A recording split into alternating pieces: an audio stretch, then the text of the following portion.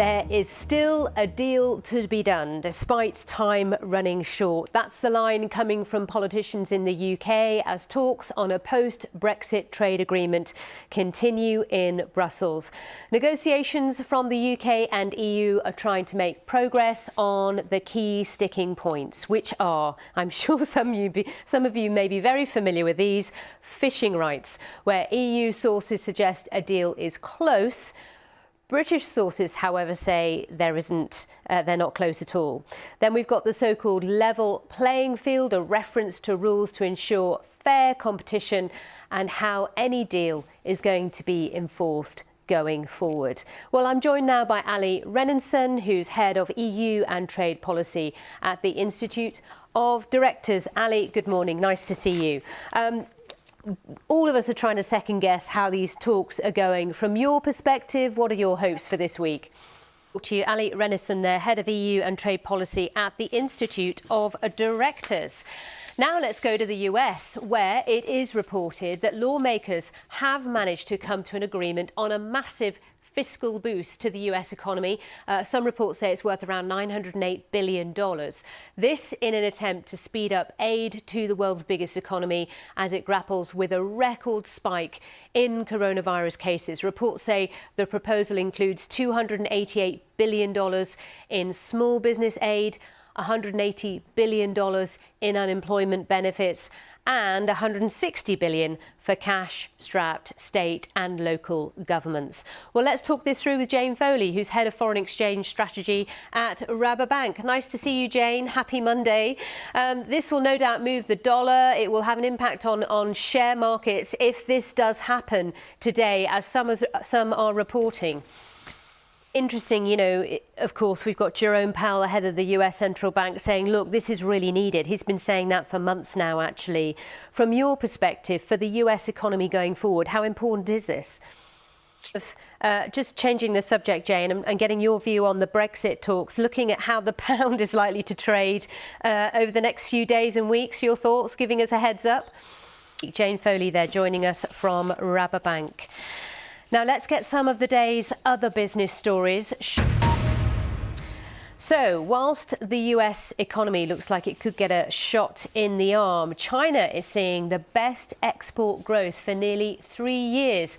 Exports jumped by just over 21% from the year before, and that was almost twice as much as expected. Let's talk this through with Sharanjit Lail, who's in our Asia Business Hub. Nice to see you, Sharanjit. So the world's second biggest economy seems to be doing okay. Good to see you, Sharanjit Lail, in Singapore for us.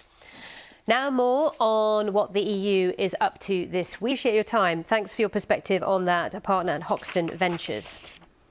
Stay with us here on BBC News. Still to come.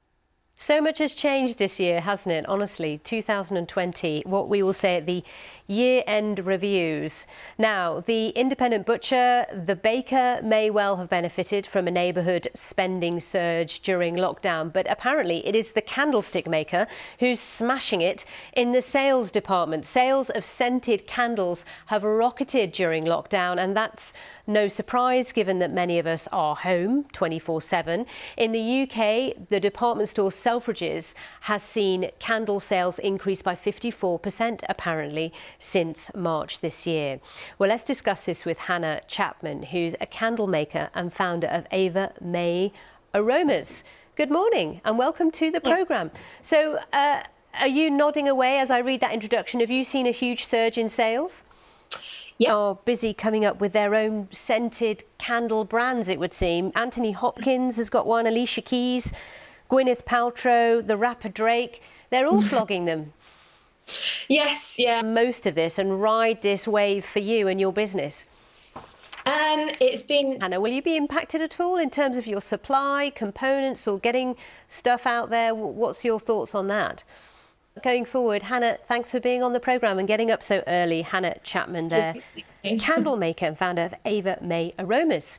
Well, let's quickly show you financial markets. I've already had a chat to Jane Foley earlier about what the pound is doing, what the dollar might do as this week progresses. Of course, if there is an agreement among politicians in the United States on a huge new stimulus for the world's biggest economy, that will maybe boost markets. In Asia, you can see they're fairly mixed. So we had a bit of a global rally over the last week, and stocks in the US ending at fresh highs on Friday. But that's not translated through to today, and that's partly because Reuters is reporting that the US is preparing sanctions on some Chinese officials, and that has really uneased investors today with concerns about new tensions coming up between China and the US. What will the Trump administration do or not do before it exits the White House? So some concerns about that. So you're now up to date. Thank you so much for your company today. I hope you have a really good day, a good week, and I will see you again soon.